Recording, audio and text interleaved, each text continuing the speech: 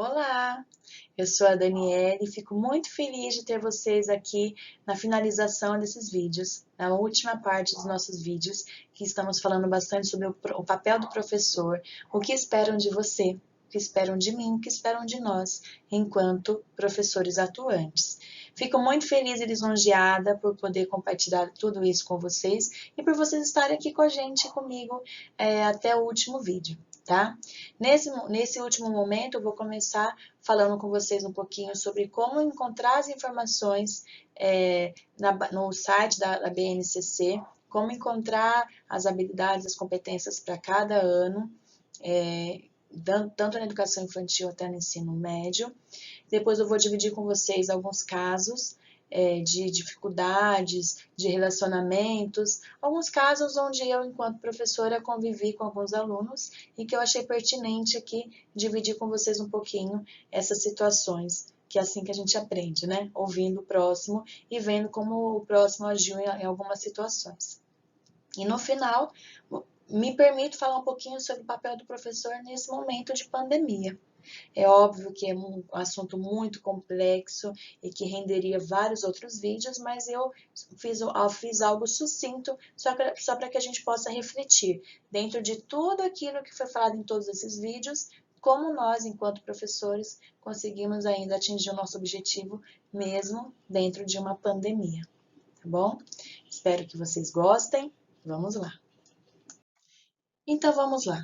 Qual é o caminho para chegar nessas habilidades, nessas competências? Primeira coisa, vamos acessar o site. O site é basenacionalcomum.mec.gov.br.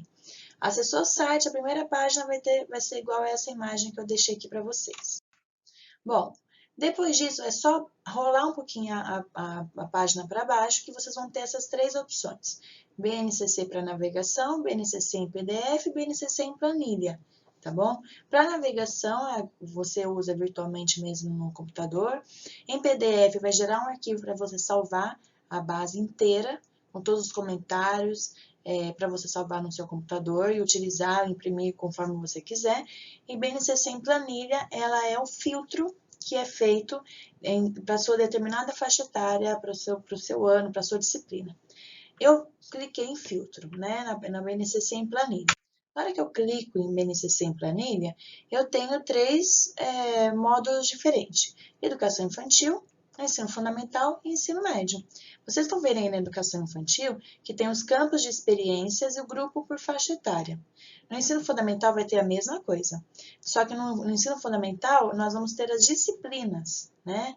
Então, por exemplo, se eu quero saber uma planilha da disciplina de geografia do terceiro ano, eu vou clicar no item geografia, na disciplina geografia, na faixa etária do terceiro ano, vou em download e automaticamente vai gerar para mim um arquivo no Excel da planilha, assim como essa aqui, que eu fiz na matemática do primeiro ano, uma planilha exatamente igual a essa, com componente, o ano, faixa, unidade temática, objeto de conhecimento, habilidades, comentários, material suplementar e componente curricular, tudo certinho, bem filtrado para que você possa já começar o seu planejamento e elaboração do seu currículo. Legal, né?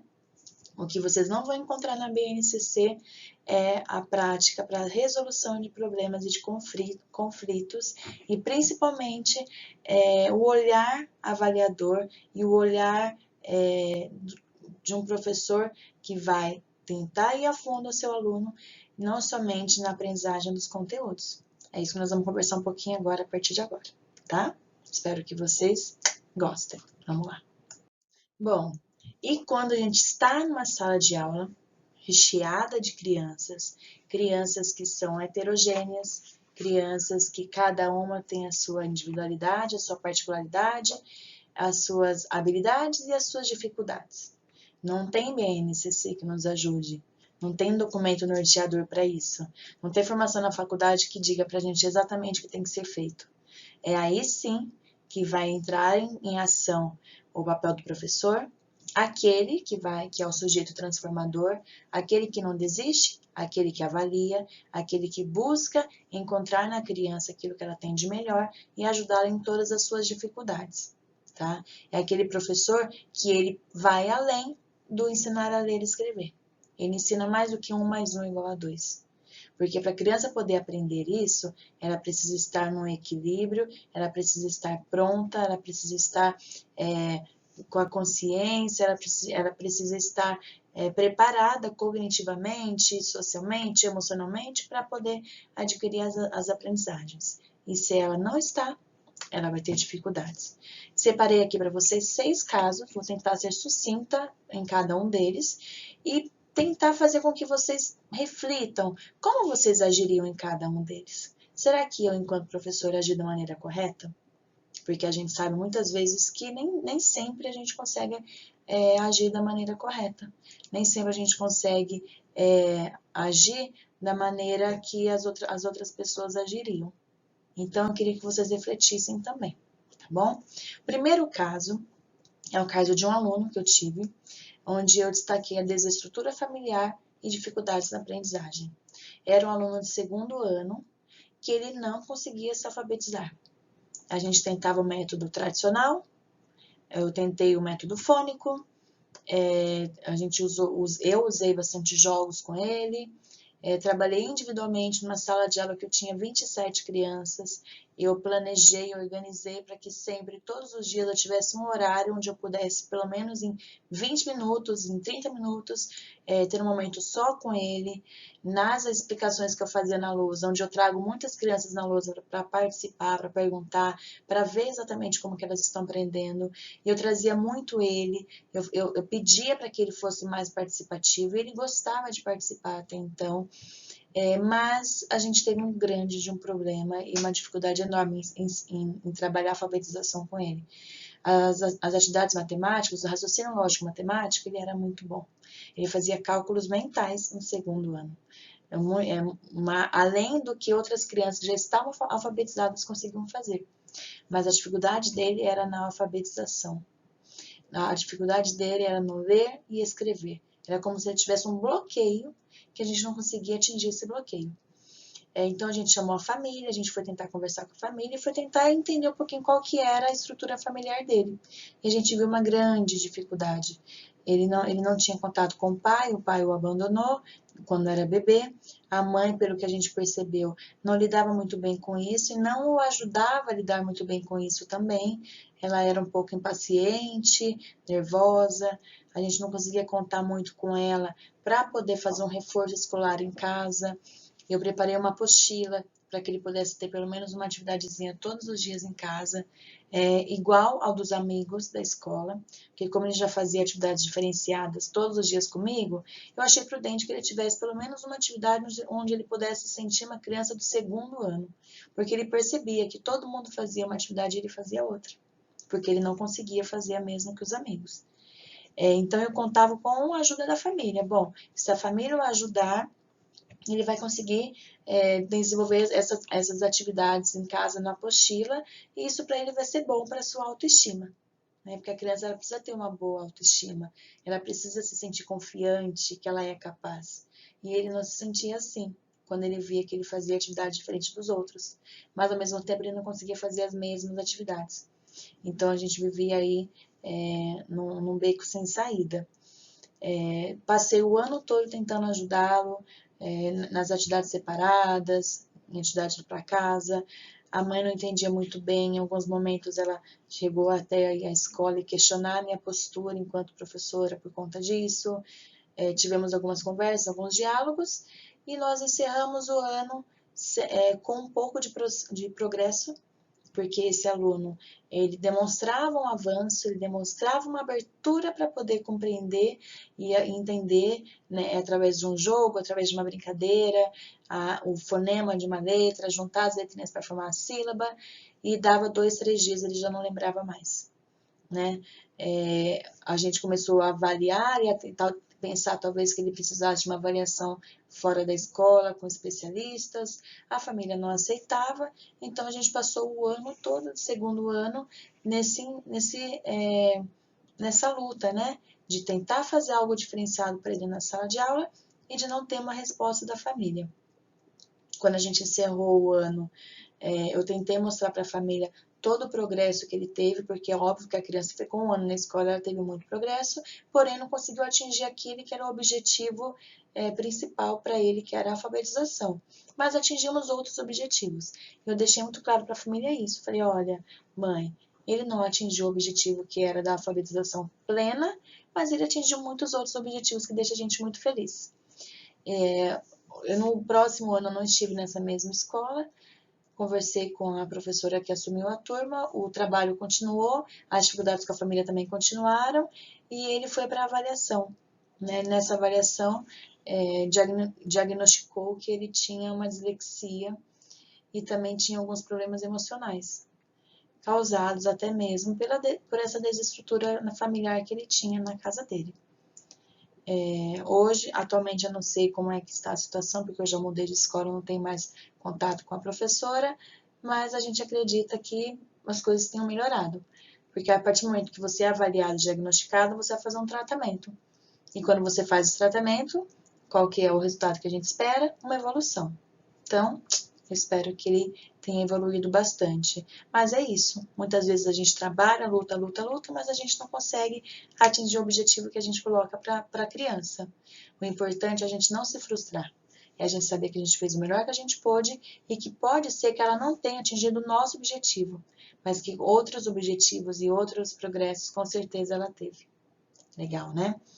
Bom, caso 2, afetividade. Tive um aluno com muita dificuldade na afetividade e a válvula de escape dele era ser agressivo. Ele era agressivo nas palavras, ele era agressivo nas atitudes, ele era agressivo fisicamente com as crianças. Então, ele se aproveitava de ter uma estrutura óssea maior, de ser maior que as outras crianças, para que ele batesse nelas, para que ele fosse um pouco mais estúpido muitas vezes com as outras crianças. Isso no 3º ano. E eu não entendia muito bem quando ele podia ser dessa forma. Conversava com ele, tentava atingi-lo, tentava chegar próximo dele, mas ele sempre muito arredio, né? Ele sempre muito distante. Na escola já havia assim, um preconceito da figura dele, então todo mundo já o conhecia, inspetor, diretor, outros professores, e já olhavam para ele com um olhar de, olha, você só faz coisa errada. Né? Você é uma criança agressiva, temos que tomar cuidado com você. E eu achei aquilo um pouquinho ruim para ele, né? Um pouquinho desagradável. Então eu fui tentando aos poucos chegar perto dele. Todos os dias eu lia uma história que envolvia algumas crianças que agiam dessa forma também. E aí eu fazia um momento de conversa com todas as crianças da turma. E aí, aos poucos, ele foi se abrindo, aos poucos ele foi falando. A partir do momento que ele viu que outras crianças também se abriam, ele também começou a se abrir comigo. E aí a gente foi criando uma afetividade, foi criando um laço, eu comecei a defender ele de algumas atitudes que eram direcionadas a ele, mas que ele não tinha feito, porque isso acontece muito, né? A gente acaba tendo aquela visão daquela criança que é um pouco mais travessa, e tudo aquilo que faz, acredita-se que foi essa criança que fez. E muitas vezes não foi ela, né? É uma acusação injusta. Então eu comecei a defendê-lo disso e ele começou a perceber e ter em mim uma confiança. E conforme a gente foi conversando, eu fui observando e conhecendo essa criança e vendo aquilo que estava dentro dele, intrínseco nele, que ele não tinha contado para ninguém. Assim que ele me contou isso, que era algo um pouco sério que tinha acontecido com ele e que com certeza deixava ele um pouco mais agitado, um pouco mais agressivo, a gente levou isso à frente, conversamos com a diretora, chamamos a família, ele foi encaminhado para a psicóloga está fazendo um trabalho muito legal com ele, e aí a gente teve aí uma mudança, desde que a gente fez tudo isso e conseguimos, né, o contato com a psicóloga, teve uma mudança muito grande na escola. Tanto que as pessoas que o criticavam começaram a elogiá-lo, porque ele começou a se mostrar mais gentil, que era o que realmente ele era, mas ele não queria mostrar. De alguma forma ele queria chamar a atenção do lado negativo para que a gente pudesse olhar para ele, porque ele não era visto. Isso é muito sério. Quantas e quantas crianças não são vistas em suas residências e são mal vistas na escola pelas suas atitudes? Pessoal, a criança, ela é reflexo daquilo que ela vive. Então, a gente precisa tomar muito cuidado ao puni-las ou ao simplesmente discriminá-las ou taxá-las de perfis que não são próprios dela. A criança está em transformação. Então, a gente não pode dizer que uma criança é assim. Ela está assim, mas nós vamos trabalhar para que ela possa mudar.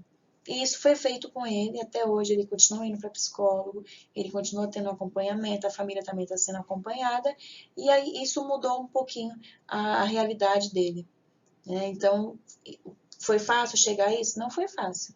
Precisou de bastante persistência e de se abrir mesmo para ouvir a criança e despertar nela a confiança. Quando ela confia em você, você consegue chegar nela em lugares onde ninguém chega. Caso 3, criança com autismo. É aí que eu falo para vocês a importância de você ter um curso a mais, de você ter uma nova preparação, tanto no AEE como na educação inclusiva, na educação especial, ou mesmo na psicopedagogia, porque você consegue lidar melhor com crianças com necessidades especiais. Bom, desde que eu entrei na rede pública, eu sempre tive pelo menos um aluno com autismo em sala de aula, porque crianças com autismo hoje em dia estão aumentando cada vez maior a quantidade, a incidência de crianças que nascem com autismo. E essas crianças, por mais que a gente tenha algumas características que sejam comuns, não são todas crianças iguais. Uma criança com autismo não é igual a outra criança com autismo. Então, a gente tem que ter realmente um olhar e um estudo, por isso que eu falei para vocês, professor sempre estuda. Está sempre estudando, porque a gente precisa conhecer quais são as características dessa criança, o que a define como autista e o que você pode fazer em sala de aula para ajudá-la. Nessa minha jornada, eu tive crianças que no primeiro ano, onde eu ensinava conteúdo de alfabetização e aprendia com uma grande facilidade, era o primeiro aluno a aprender, se alfabetizou aí em 2, 3 meses na sala de aula, porque uma das características que pode apresentar uma criança com autismo é essa capacidade maior para aprendizagem, por mais que ele poderia não verbalizar isso, porque ele falava algumas palavras, algumas frases, porém, ele não verbalizava tanto assim, mas você percebia nas atividades mesmo e naquilo que você propunha para essa criança. Eu tive um aluno no terceiro ano que ele já chegou alfabetizado, ele tinha muito receio nas aulas de matemática, não gostava de matemática, dizia que não sabia, e eles são meio enfáticos, eu não sei, eu não quero saber. Né? Algumas crianças são assim, esse aluno particularmente era assim, não sei, não quero saber.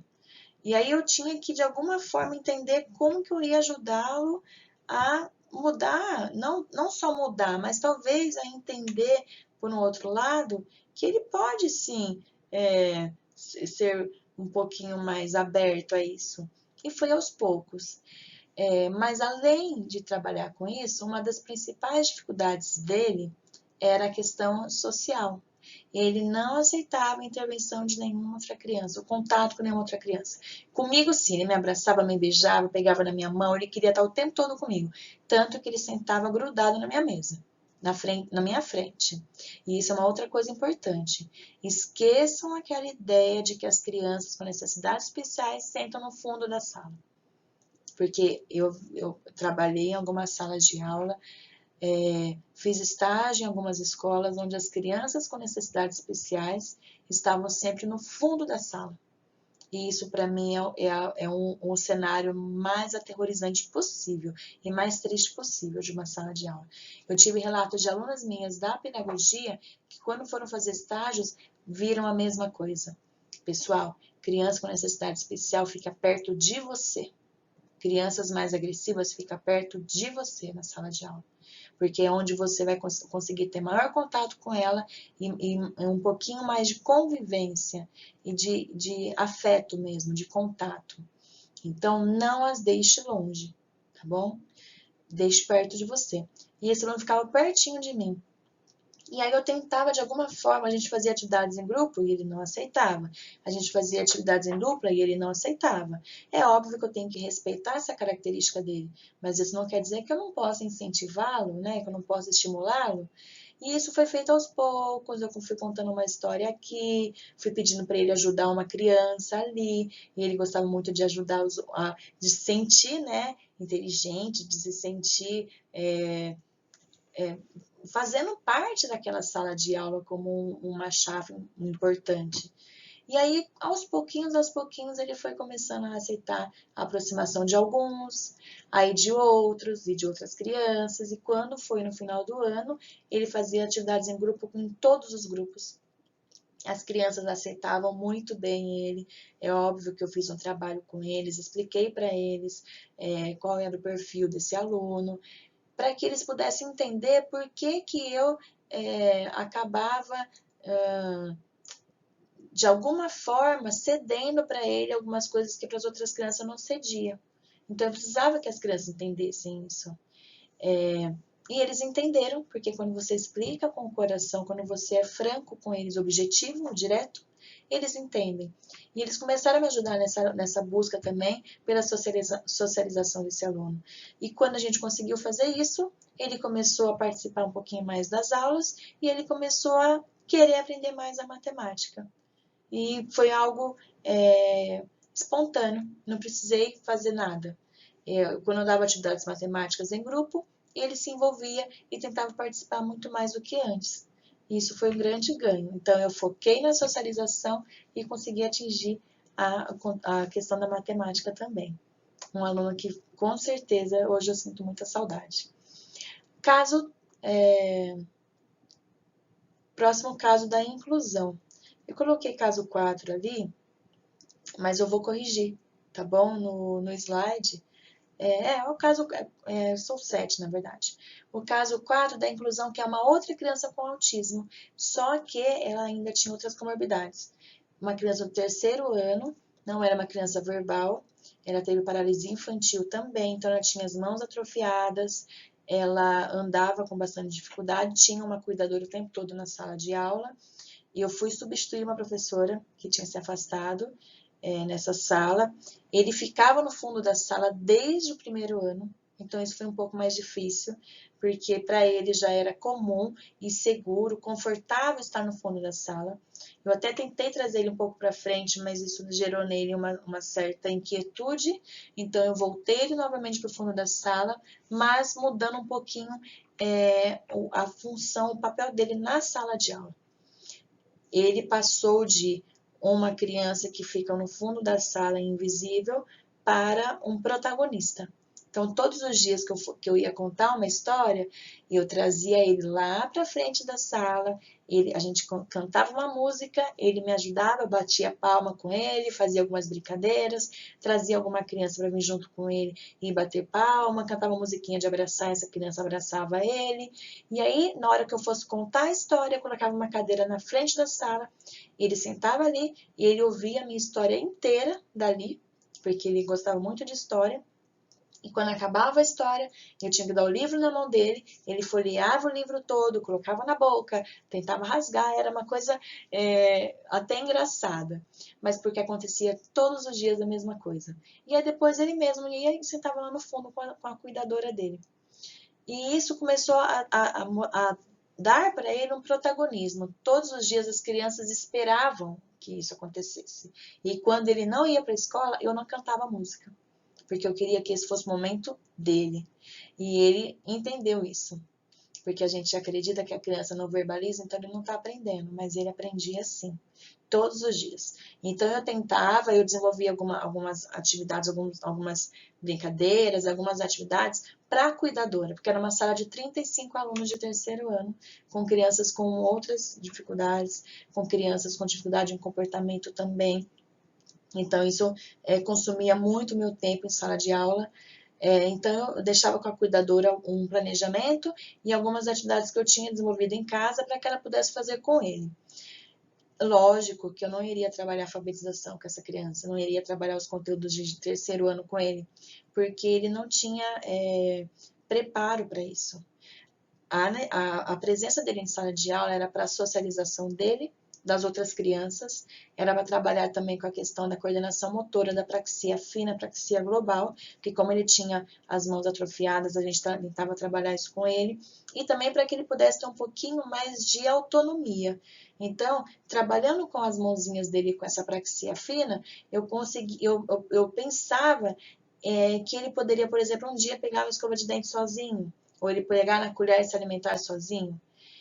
Conseguir definir e reconhecer cores, por mais que ele não fale a cor, mas que ele consiga identificá-la, reconhecer. Então, era nisso que eu me focava no trabalho com ele. E pelo menos umas 3 vezes por semana, eu ia até a mesa dele, não levava ele para minha mesa, porque no caso dele, ele se sentia seguro lá no fundinho mesmo, onde ele estava. Talvez se não ficasse sempre no fundo desde o primeiro ano, ele não precisasse, né, disso, para se sentir seguro. Talvez se desde o primeiro ano ele sentasse na frente da sala, talvez desde o primeiro ano ele tivesse um outro tipo de posicionamento na sala de aula, direcionado pelo professor, ele pudesse ter uma outra postura no terceiro ano. Mas tem coisas que a gente tem que respeitar, né? Nesse caso, eu não tinha como mudar muito. Então, eu ia até a mesa dele e a gente fazia várias atividades repetidamente. Então, eu repetia muito a mesma atividade para que eu pudesse observar o progresso dele. E tal qual não foi o dia em que eu estava fazendo com ele uma atividade de desenhar em círculos, com canetinha, eu pegava na mão dele e ficava desenhando, contando uma história. Geralmente, eu contava a história do Chapeuzinho Amarelo do Chico Buarque, a gente fazia pinturas amarelas, e aí ele pegou a canetinha e fez sozinho um círculo no papel, e eu e a cuidadora entramos em êxtase, choramos, porque foi o primeiro momento onde ele fez alguma coisa com autonomia.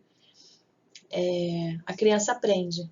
Entendam isso, a criança aprende. Ela pode não te dar a resposta, mas se você observar, você vê que ela aprende. Então, isso para mim esse é um dos progressos que a gente conseguiu com ele. E nunca na minha vida vou me esquecer de cada uma dos momentos que a gente teve especial com essa criança. Eu vou falar melhor dele em outro vídeo com outro assunto, tá bom? Um outro caso que nós tivemos aqui, que é o caso 5 já, que é a dificuldade de aprendizagem, onde eu tratei 2 irmãos. Mas eu já não tratei mais como professora, mas sim como psicopedagoga, tá bom? Porque a gente, como psicopedagoga, quando você faz uma pós, você consegue ter um outro olhar. Então, o que eu fiz com essa criança, com esses 2 irmãos? Eles estavam no 2º ano, são filhos de uma amiga minha, um deles é meu afilhado.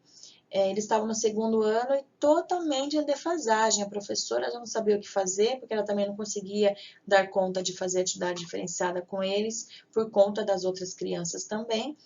E aí a mãe estava desesperada, eles iam numa outra psicopedagoga, fazia fono, mas não tinha tanto resultado. Então eu comecei a conversar com eles, aí na casa deles uma vez por semana, conversa aqui, conversa ali, e eu comecei aos poucos a aplicar neles algumas atividades voltadas para o método fônico. Porque é assim, se você está tentando ensinar de um jeito que a criança não está aprendendo, você tem que buscar outros meios de ensinar. Então, as professoras estavam tentando ensinar para eles um método tradicional, né? E aí eu fui e tentei aplicar para eles o método fônico. E deu muito certo. Se você não conhece o método fônico, dá uma pesquisadinha na internet que você vai entender. Quando você trabalha com a noção de som da criança, né? Do som da letra. Então, você está juntando aí o B com o A para formar o Bá. E não somente você fala que B mais A é Bá. Você está mostrando para ela que existe uma lógica para isso. E está focada no som da letra. E aí eu comecei a trabalhar com os dois, com método fônico, com jogos, com brincadeiras, com lousinha, com atividades que eu mesma preparei, com outras que eu peguei da internet. E nós tivemos aí em 4 meses, um deles já estava alfabetizado e o outro estava quase alcançando a sua alfabetização. Continuei trabalhando com eles até o final do ano todo. Foram aí 8 meses de trabalho contínuo, 2 vezes por semana, e nós conseguimos um grande progresso. Terminamos o ano com os 2 lendo, um já lendo e interpretando, que já é uma alfabetização mais consolidada, o outro lendo um pouco mais pausadamente, mas também conseguindo fazer uma boa interpretação, formando frases e também, simultaneamente, melhorando a questão da alfabetização matemática. Tudo isso porque a gente conseguiu mudar o método que estava sendo ensinado. Tá? Então, às vezes, você conversar com alguém, com o amiguinho do lado, com o professor do lado, que você encontra novas ideias. Bom, o próximo caso, que é o caso 6, é uma criança inquieta. Eu tive uma aluna no 3º ano, no mesmo ano dessa criança com autismo que eu tive, que ela era extremamente inquieta. Ela sentava na primeira carteira da sala, porque se eu tirasse ela dali, ela não conseguiria dar conta de atividade nenhuma, não era alfabetizada ainda, e ela passava o dia ou conversando, ou se mexendo, levantando da carteira dela, jogando material no chão, era uma loucura. Nada daquilo que você tentava explicar para ela, ela realmente conseguia absorver. E isso me chamou a atenção. Comecei a conversar com a coordenadora, com a diretora. Vamos tentar avaliar, vamos tentar levar essa aluna para avaliação, porque alguma coisa ali não está dando certo, né? Tentei outros métodos, fazia atividade com ela separada na mesa, dependendo da atividade ela dava conta, dependendo da atividade não. Eu percebia que ela aprendia hoje, mas amanhã já tinha esquecido. Até que com muito curso a gente conseguiu falar com a família, conseguimos fazer uma avaliação e aí descobrimos que o diagnóstico dela era de PAC. Ela tinha dificuldade no processamento auditivo central.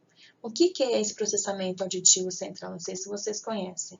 É a capacidade que o sistema nervoso tem para traduzir as informações enviadas pela audição. Então, olha só, tudo aquilo que eu ouço, eu tenho um sistema nervoso que vai fazer a tradução, a capacidade de você entender. Ela tinha uma dificuldade aí, nesse processamento. Portanto, ela não conseguia relacionar a informação que ela ouvia para poder fazer a compreensão e a memorização desse som, dessas palavras. Por isso que ela era então inquieta, porque nada na sala de aula chamava a atenção dela, mas qualquer barulho que alguém fizesse, ela olhava. Ela podia estar sentada lá na frente. Se lá no fundo da sala a última criança derrubasse uma caneta no chão, ela olhava na hora, porque ela ouvia aquele som. Mas, ao mesmo tempo, ela ouvia o som do recreio, ela ouvia o som do sinal do passarinho lá fora, porque ela ouvia todos os sons ao mesmo tempo e não conseguia entendê-los e filtrá-los. Essa criança foi para o tratamento, faz tratamento até hoje, mudou muito, começou a ser medicada, porque é um tratamento um pouco sério, e hoje ela conseguiu se alfabetizar. Então, para que a gente conseguisse esse resultado, a gente teve que ter esse olhar e realmente procurar com a família uma ajuda para poder avaliar essa criança e entender qual era a necessidade real dela.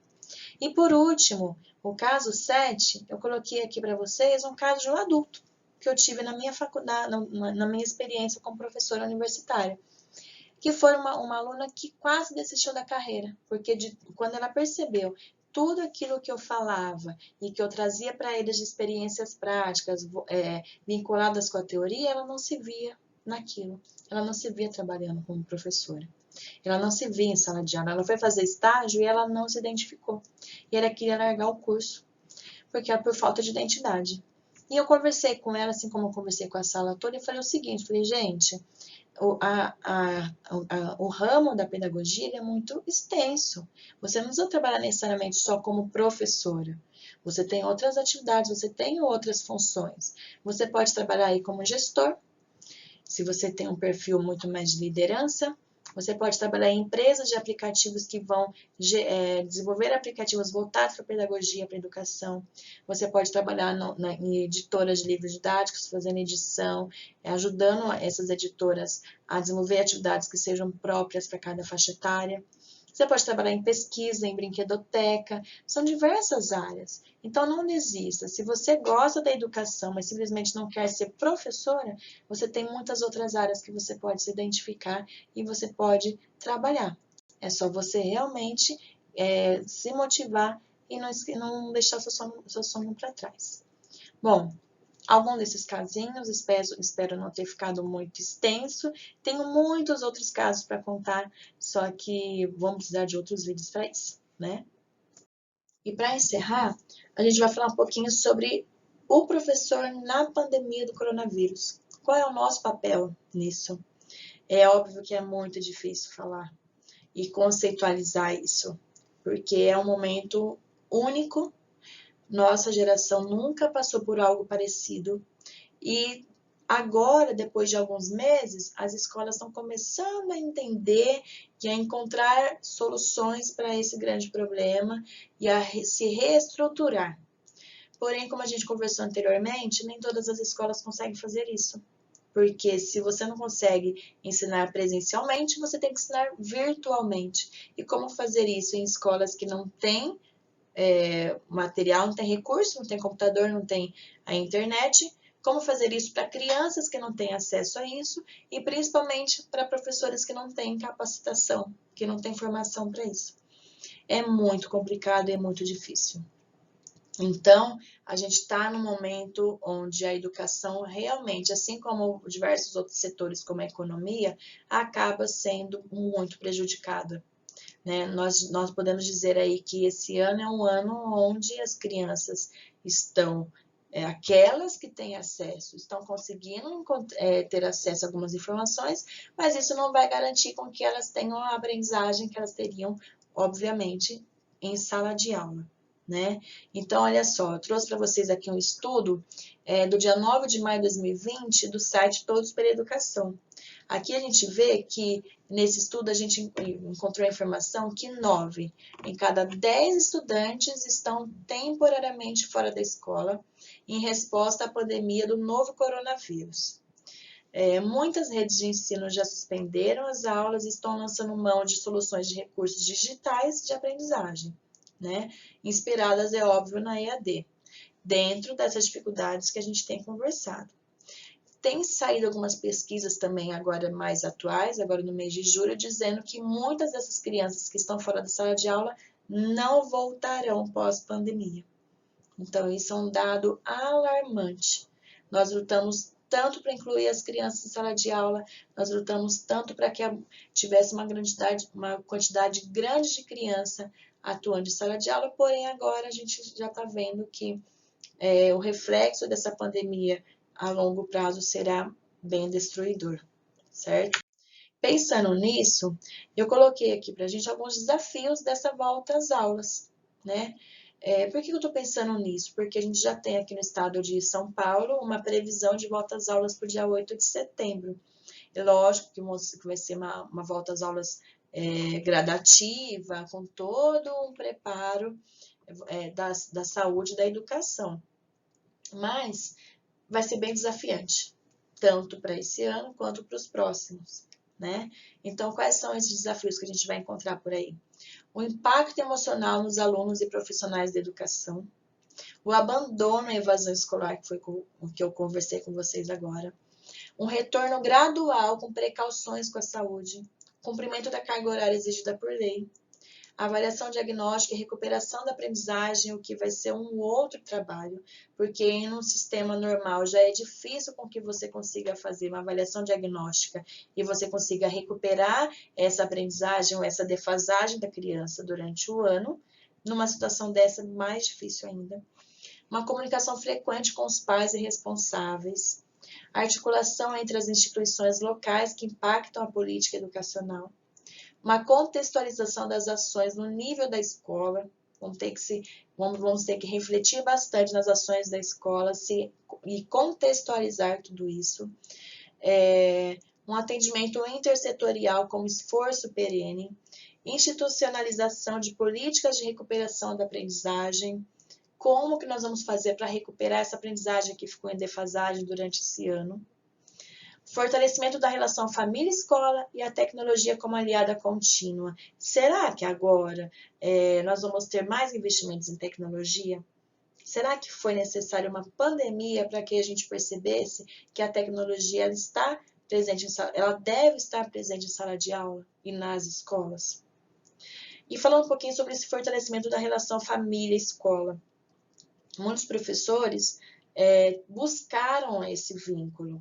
Muitos professores criaram grupos de WhatsApp com os pais dos seus alunos, mandam as atividades por esse grupo, tiram dúvidas por esse grupo, ligam para as crianças para poder saber como elas estão, mandam vídeo. Isso eu sei que estão sendo feito por alunos tanto da rede pública quanto privada, de amigos e conhecidos meus, que têm sido bem atuantes.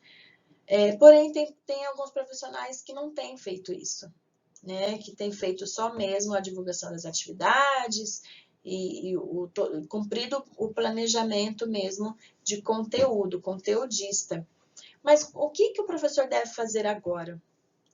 qual que é a previsão e qual que é a orientação do Ministério da Educação, das secretarias, para o papel do professor?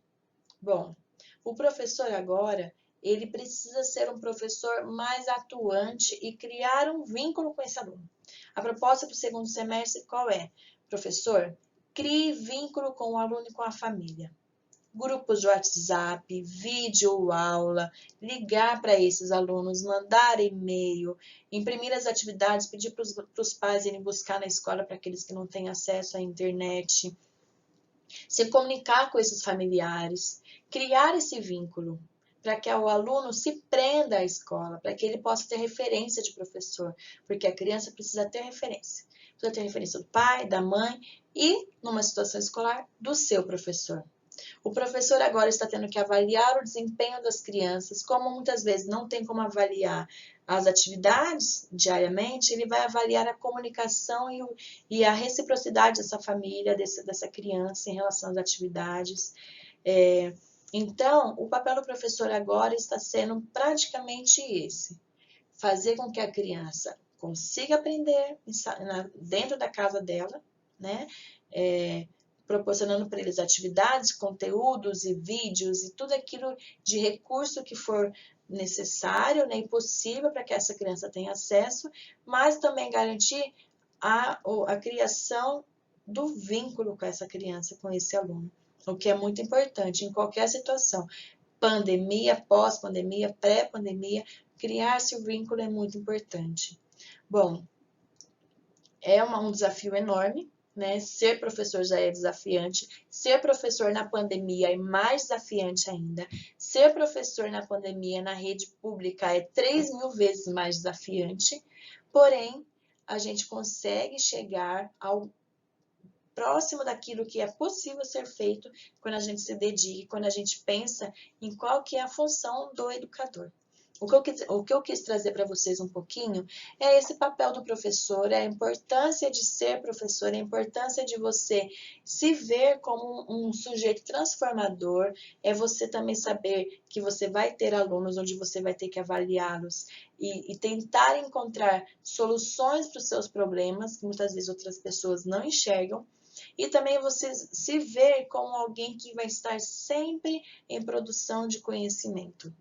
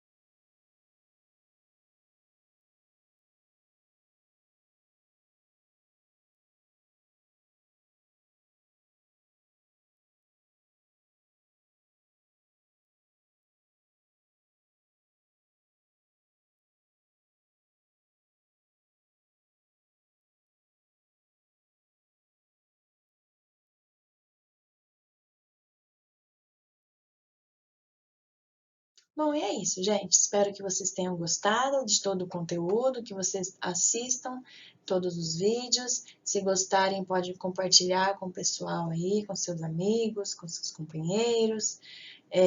Daqui para frente nós vamos ter outros videozinhos de vez em quando, voltados para a área da educação.